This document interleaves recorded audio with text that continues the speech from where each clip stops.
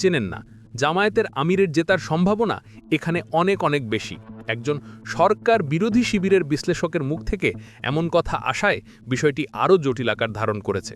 তার কথার সুর ধরে রাজনৈতিক অঙ্গনে গুঞ্জন শুরু হয়েছে যে এই মনোনয়ন প্রক্রিয়ার মাধ্যমে বিএনপি কি জেনে শুনেই একটু নিশ্চিত পরাজয়ের দিকে এগিয়ে গেল, নাকি জোটের রাজনীতির অদৃশ্য কোনো চুক্তির অংশ হিসাবে এই বলিদান দেওয়া হলো।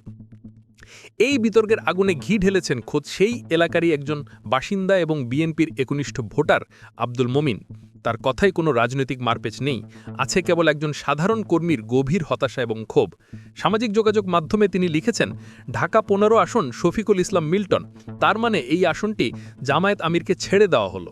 তার এই সহজ স্বীকারোক্তি যেন হাজারো কর্মীর না বলা কথার প্রতিধ্বনি।